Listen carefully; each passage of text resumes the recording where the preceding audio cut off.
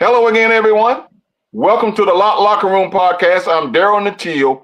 It's classic week, but I got some guys on I've known over 40 years. I think I've been roommates with all of them. I used to practice against them. One of them was my quarterback, one was my roommate, and we got a few more guys that'll pop in tonight. But tonight, I just want to go back and just hang out with some of my old guys. But before we do all of that, one guy I wish that could have been here. We lost him recently. A moment of silence for my former teammate, number 40, Earl Solomon. Amen. Amen. Amen. There's another person I want to honor because when I used to go to Meg's Hall and try to, go down in the lobby, this lady used to always stop me. Miss Ruth Helen Bray. Her husband was the band director at BCU. She just passed away. And her daughter, Anika, works with me, and Anita works at Mainland. They just lost their mom. I want to honor her and Earl tonight on the show. Earl was ward number 40. He was a tall running back. He used to tip through that hole. Wasn't he not needed? He was not needed, wasn't he? Yeah.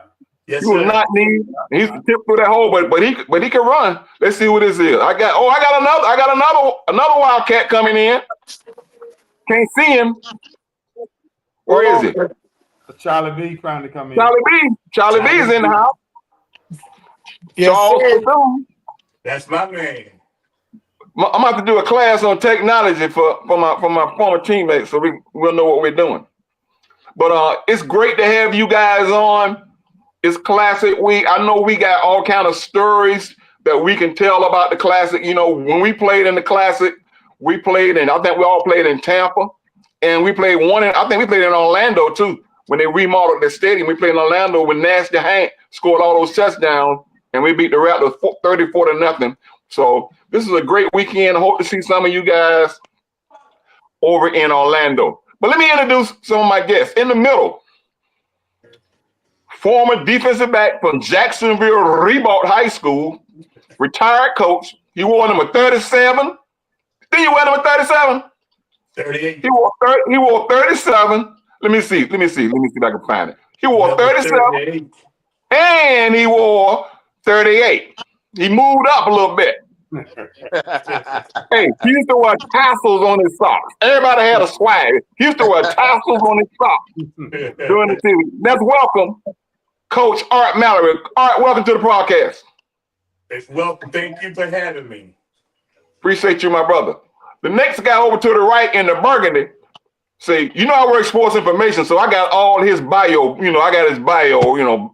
I got it in my brain. You ain't got to even tell it to me. Former quarterback at Lakeland Kathleen High. He was my quarterback at BCU. Matter of fact, we played against Lakeland my junior year. Reggie Owens was guarding me. But he was a former basketball coach at BCU, Dell State, FAMU, Murray State, Virginia State, University of Miami, Florida State, and at Townsend. He was a basketball guru, but he was a football player. Welcome to the podcast, Coach Tony Shields. Oh, thanks for having me. It's a pleasure. Thank you very much. But this next guy, you can't see him down to the right. He was my roommate from Avon Park. He has a great foundation where he does a lot for kids, ladies and gentlemen. My former room doom and the owner of the Wilson Foundation, Rufus Wilson. Welcome to the podcast, Rufus. Thank you for having me on. And down to the bottom, my home business. I had to have this guy on because all y'all love him so much, even though you can't see him. He ain't got that dark skin. He ain't that dark skin. His brother, we call his brother Red, so we know you kind of red too. Welcome to the podcast, Charles Bethune. Welcome to the podcast, baby. Well, thank you for having me, Mr. Nat. Well, I was talking about your bad for the podcast. Like, why he gonna call me at 8 o'clock? Talking about he want to get on now when he had all day. But then Tony Shields say, Nat, that's your boy, Nat. So Tony Shields got you there. Well, want to say hello to Freddie Coles out there. Freddie Cole, former basketball player at BCU, hollering at everybody. Say hello to Freddie Coles, y'all. What's up, Freddie? What's up, Freddie? Hey, guys. It's 2024. It's a blessing to see you guys, man. You know how much time we all spent together in Brunson Hall and on the practice field, you know, in Moore's gymnasium, and so much time we spent together, and we went our ways, became coaches. All right, kind of tell the folks a little bit about what you're doing now. Well, right now, basically nothing. As you said before, after 38 years, I decided to hang it all up. I got an opportunity to coach at Edward Waters College for 10 years. And since then, man, I'm getting up, walking every morning, having my devotion exercises, and just doing my thing. You Staying said a in my key word. lane, as they say these days. You said a key word, devotion. You sent out a link today. Tell us about the link that you sent out this morning. And I said we were going to talk about it. What was that link talking about? You say I sent out a link today? Yeah, you sent out a link today. It was a devotional link. Oh, okay. That was based on Rufus. Not Rufus. You just bothered with my head right there because you know when you start getting up there in the age that we are, We all got a now little bit of you got me going back reflecting. Right. So, but I try to send. I get some, and when I get some as I'm walking and reading them or what have you, then I sit down.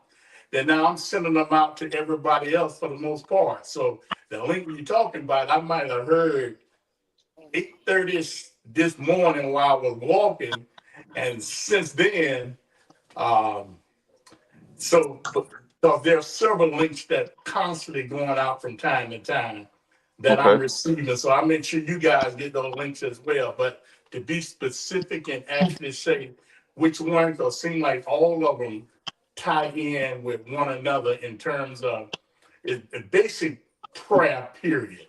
You know, Okay. praying for strength, uh, God's grace and mercy, the whole 9 yards. It's just like a Sunday service all over again. Mm-hmm. Absolutely. I appreciate that. And you know, we recently reconnected. You know, you saw a couple of podcasts and you gave me some inspiration, and I think that I wanted to get you on. I had not seen you in a while. I think I saw you. I glanced at your homecoming a couple of years ago, but we have not talked in a long time. But I want to get down to my roommate, Rufus Wilson. Rufus is doing a great work in the community. And before I ask Rufus this question, let's take a look at this, folks. It was established in 2008. My mother passed in Highlands County, Florida, and it was the Wanda Wilson Foundation at that point. It came to be the Wanda James Wilson Foundation when my wife passed in 2014. And go back to the other part of it, that my wife and I started the foundation out of our pocket because we understand the importance of education. And then we go down this road is that we have actually sent about 250 kids to college. The scholarships range from $1,000 to $2,000. So in the name we started a foundation and endowment at Bethune-Cookman University. And after that, we started an endowment at University of Florida. So You started an endowment. Every year you have a big gala. Tell us about the gala that you're having in January. Well, we have every year for the last 5 years. This will be the 5th year. And we do is that we raise money for kids to go to college. Bethune-Cookman, Florida, wherever they want to go to school at. The biggest thing, we're trying to make sure they go and I can get education and come back and get something forward. We keep paying it forward. But the biggest thing, I feel this year be January the 10th, 2025 at the Hard Rock Hotel. And we have 5 honorees. We do 5 honorees every year. And those guys have done a lot of work in the community and give back to the foundation and back to the community. But the biggest thing is that we want to make sure that we leave a mark on America, not just here in Florida, but on America. Because having that those young people that we get those scholarships up to, if they are future, and having that we have to breed and put back into them. And a lot of those young individuals say, well, Ruth, what can I do to give back to you?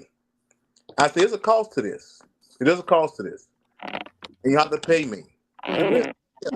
How you pay me is that you lay down for somebody else, because somebody laid down for me, like a Tank Johnson, President Bronson, Simon McLaren, all those guys laid down as a crossover. and we got to pay it forward. So my job and our job is to lay down for them to cross over. And I tell them every time that I give out a scholarship that it's not about you. It's about somebody else you don't even see. Mary McLeod Bethune was thinking about Rufus Wilson in 1904. She never see me and never gonna see us. But she was laying down for us. And that's our job to do today. To lay down for the future Wildcats and the future leaders of America.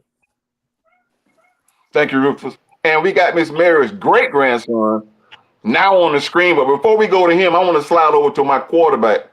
This guy, man, from the first day I met him, he and I connected because I was a receiver and he played quarterback. He threw a strong football. But he was always like a coach on the field. And I just read his resume off.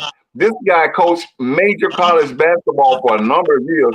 Talk to us a little bit about, Tony, about what you've been doing and what you're doing now. Well, I was blessed and very fortunate after leaving Bethune-Cookman to go back to my alma mater, Lakeland Kathleen High School, and coach them. And why at Lakeland Kathleen, it was funny. We played Daytona Beach, England twice. And that's when Eric Polite and those guys were there. And we almost met up in the state championship game, but they lost to Miami Senior. And then we wound up losing to Miami Senior in the championship game.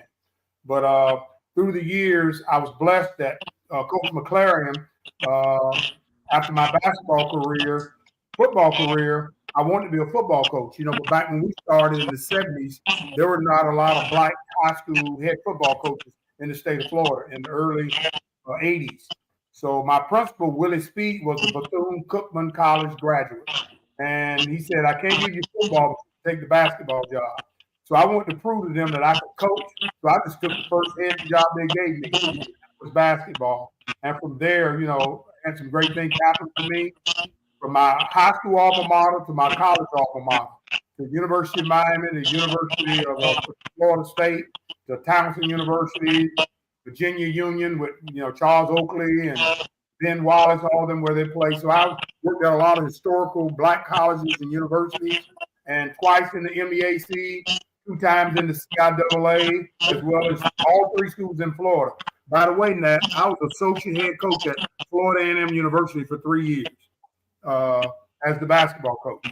Wow. So they call me the wild, not a wildcat, but a rattler cat. Can't rap. But I was blessed too. Lynn Thompson gave me the opportunity to be the basketball coach at Bethune-Cookman when he was athletic director.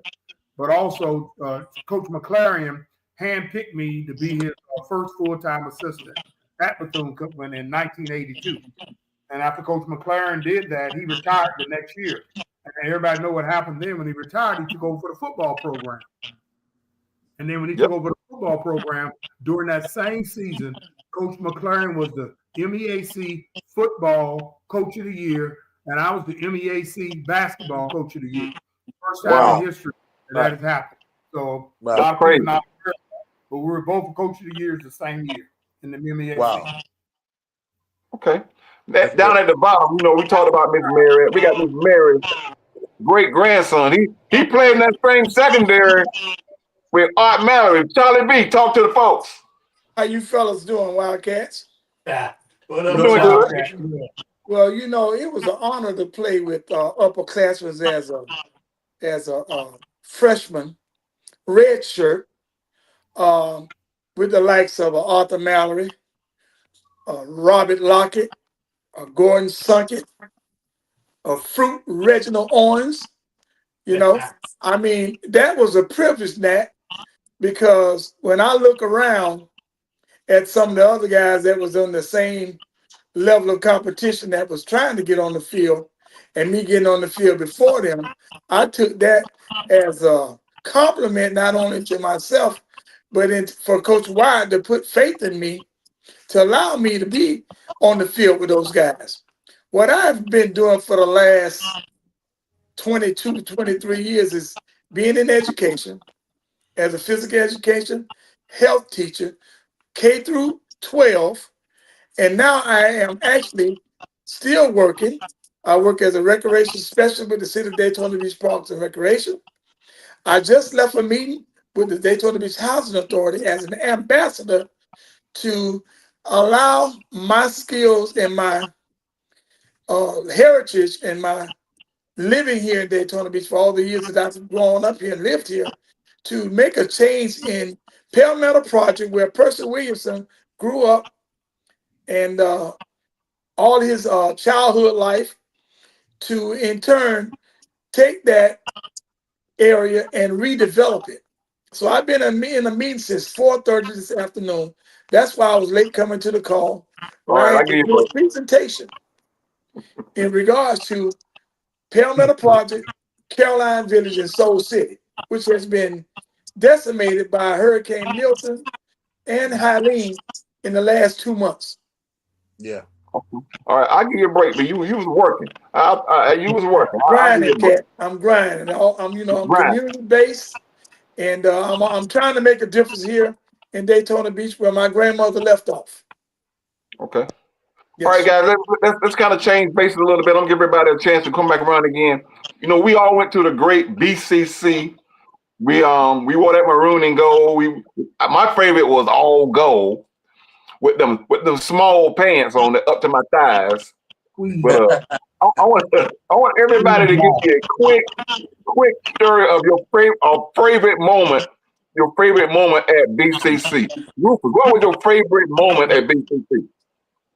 When I went to Howard University, and Ricky Clay at that time was playing for the Washington Redskins, and we went into the locker room, and they had a picture of Ricky, number 35 of the Washington Redskins, and that made me very proud to be a Wildcat, and also for Avon Park. And that's one of my best games I had at Bethune-Cookman, BCU, my BCC. But the biggest thing was that made us proud to walk on that field in Washington, D.C., and a Wildcat making a name for himself and the university at in Washington, D.C., at the Washington Redskins. That was very proud to be a Wildcat at that moment. Art, what was your favorite moment as a Wildcat? My proudest moment probably was my redshirt sophomore year, beating A&M 34-0 in the Citrus Bowl and playing against some of my high school teammates, Albert Chester, and he as a quarterback and me as the DB on the opposite side, and shutting down Cal Burgess. That was my assignment that night, to shut down Cal Burgess, and I did just that. So that had to be one of my proudest moments. You know, you talked about Albert Chester. I'll be next to him on Saturday in the booth. He does color for FAMU. I'll be doing color for the Wildcats, and he and Exactly. I've kind of been going at it. I'll see him on Saturday. Tony, what was one of your favorite moments? You got a lot, man. You got a lot of them. Well, for football wise, having the first opportunity when I first played my first game at North Carolina A&T in 1979, 78, and we beat A&T up at A&T, and that was the first year. Second year, Coach Jensen was there, and we went up and beat A&T at A&T, and they were undefeated. We played on that baseball field that they play on. Right. And all that War playing. Memorial Yeah. Stadium. Yeah, they told it. They And we told went him. down to the dugout in the locker I told room. him I had to run to the lights. Exactly. That was the That first was game War I Memorial played Stadium, the in. baseball stadium. Yeah. Yeah. And then from One of that, my go one of ahead. my favorite moments was 1980, I think. My god brother, Silk Charles. I posted this on my Facebook page. The Rattler fans are going, Rattler Mania, Rattler Mania. He called a slant pattern, and everybody in the stadium got quiet for the touchdown. And the Cat blocked the field goal to win that game at the buzzer, and we beat them in Tampa State. I always remember that. That's the last time I wore the uniform, and that time, and Stacy caught that slant pattern. That was huge. I know we all have a number of great stories. Let's switch Wayne bases Jones. now. And you know who that Yeah. slant to him? Who threw that slant? Robert Was it Oliver. Wally Green? Robert from Robert Robert Oliver. Oliver. Lakeland Robert Farm. Oliver. Yes, sir. Yep. Lakeland boy. Yep. Leighton.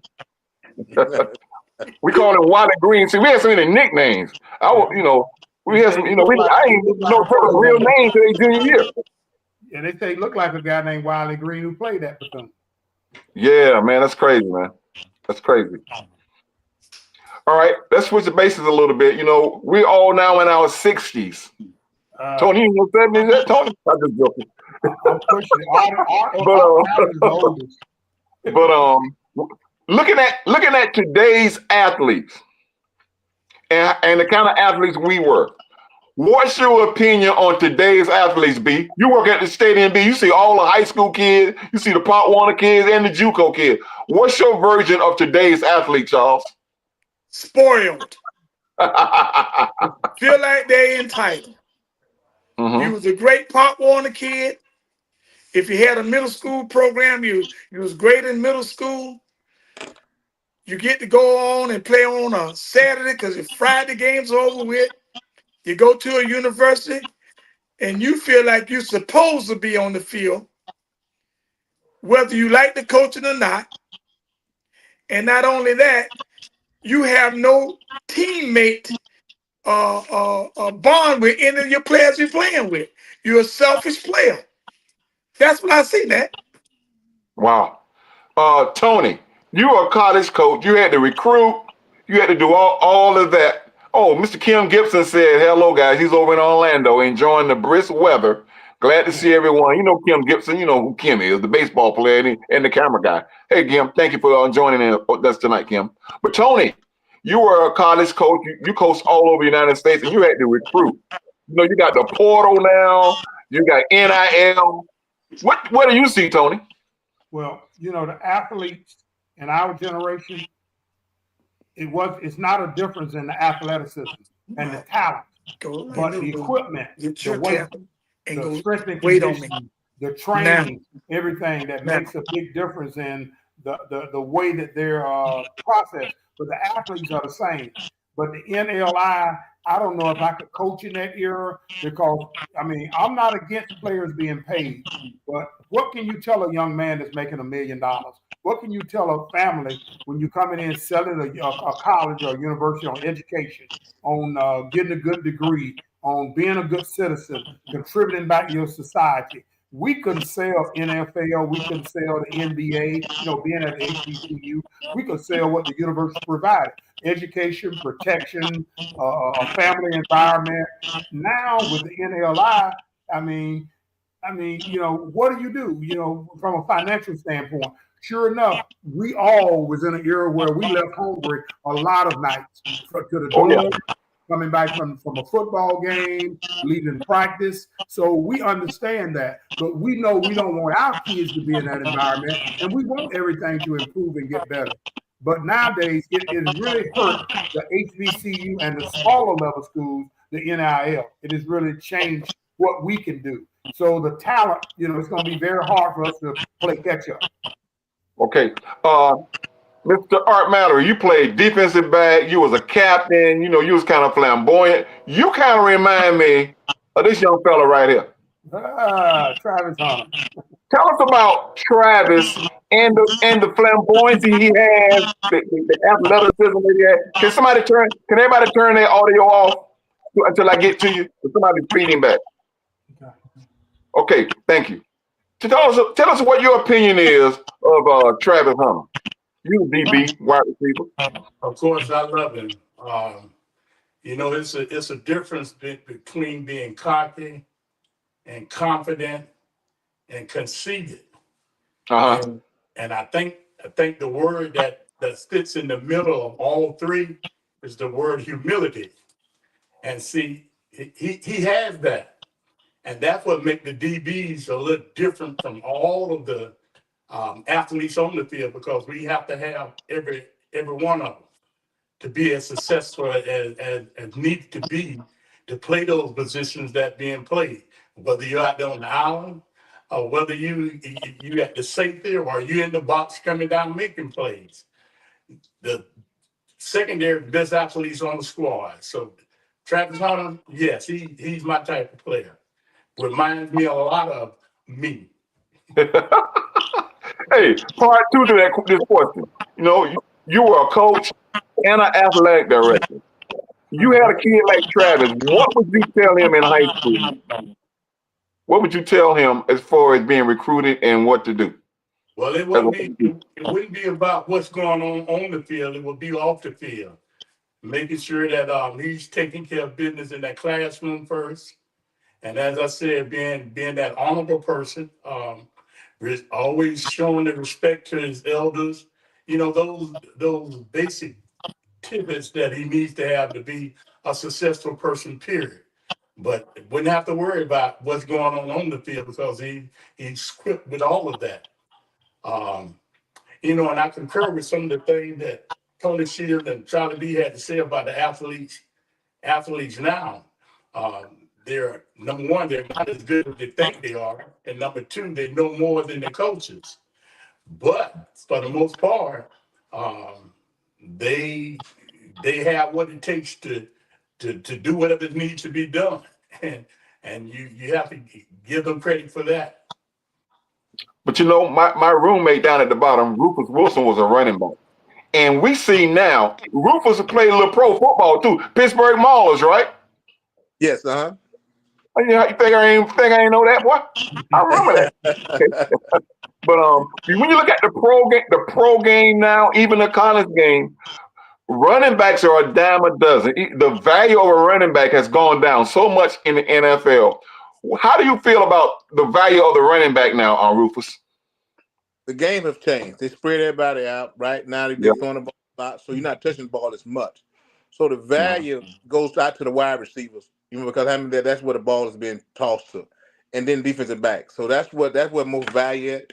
I think the running back position is downgraded. I think it's right to be downgraded just because they're not getting the ball as much. But in the days that they should be downgraded that much because they constantly getting beat on though. I mean, you know, you're gonna get hit regardless you carry that ball or not. So I think it's right for them to be downgraded a little bit because they're not carrying the ball as much.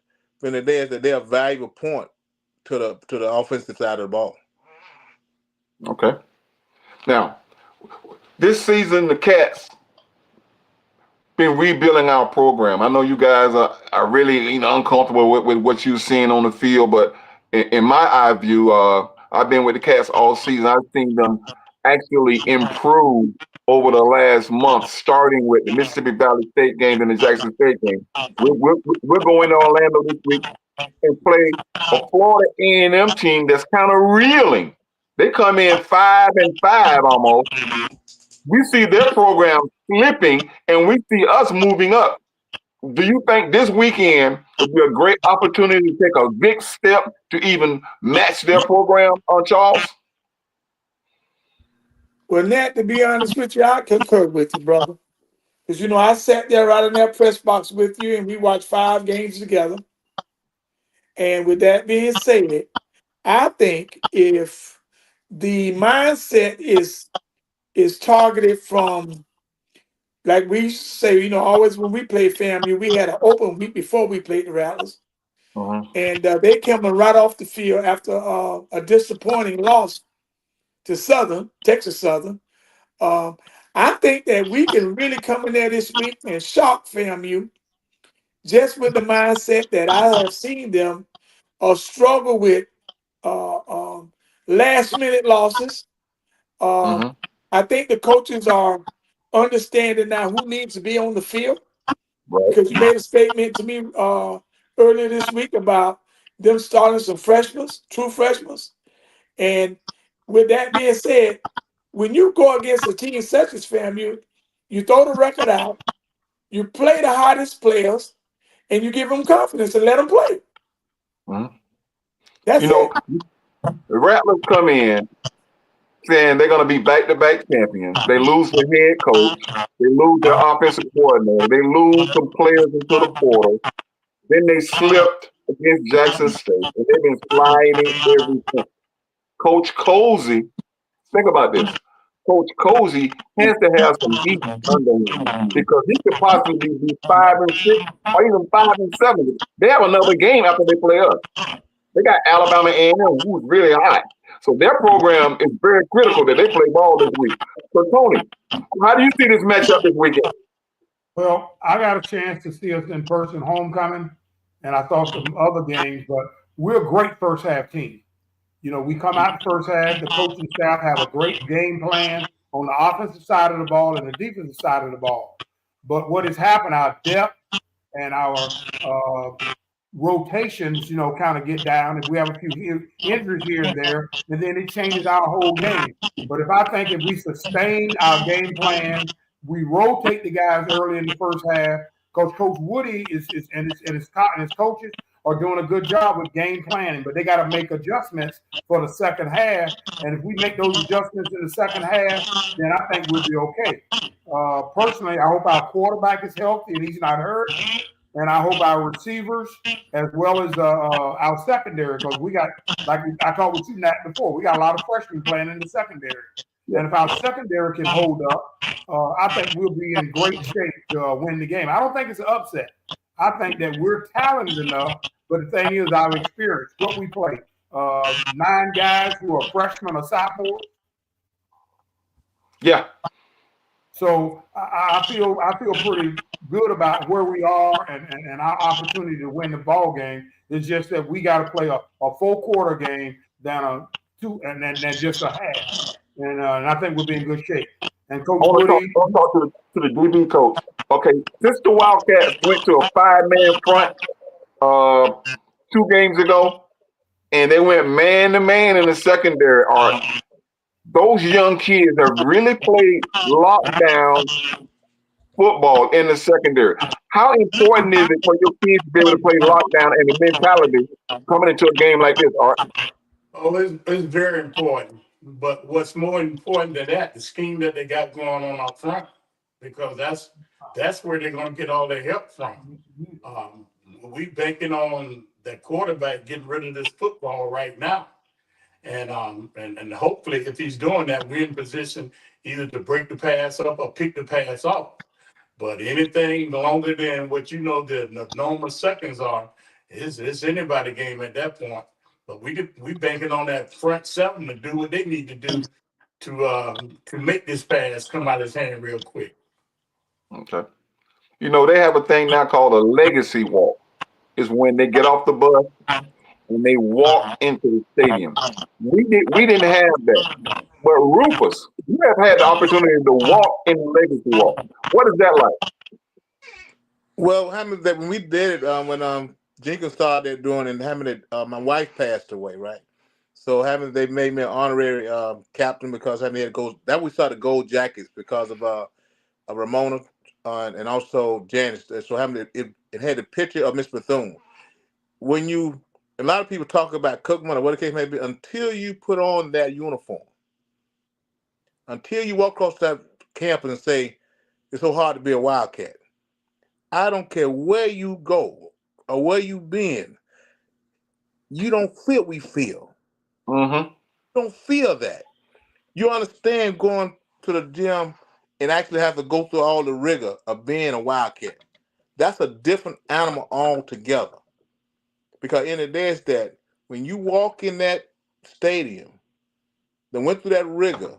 Now these kids don't know what I'm going to talk about. Now the 4 practice a day, I couldn't wait to go to school. You practice 4 times a day to get ready. They practice 1 time a day now. 2 o'clock in the morning. That's what they're supposed to be doing. I don't get it. I don't know. I don't know how to learn that. I call the Delta and all that stuff. But back to the game itself, right? I saw FAMU play Norfolk State in Atlanta. Mm-hmm. Should have lost that game. Yep. They should have won that for the first game. Should have lost South Carolina State too.